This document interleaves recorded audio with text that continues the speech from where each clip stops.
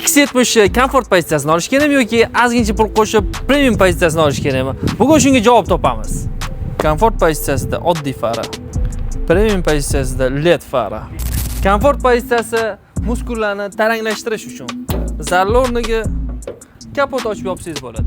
Premium pozitsiyasi o'zini qiynamaydiganlar uchun. Komfort pozitsiyasini bagaji uchun ham zarli o'rniga qo'lda yopasiz. Premium pozitsiyasi bo'lsa o'zini qiynashni yoqtirmaydiganlar uchun. Simsiz zaryadka va kojniy salon. Simsiz zaryadka joyi yo'q. Salon esa material kojniy emas. Sideniya regulirovkasi faqat qo'lda.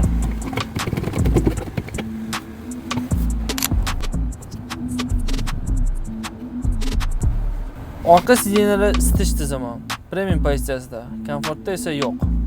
Komfort pozitsiyasini olasizmi, premium pozitsiyasini olasizmi? Eng kerakligi sizda ishonchli mashina bo'ladi. Agar tanlovda yordam kerak bo'lsa, kommentariyada plus belgisini qoldiring.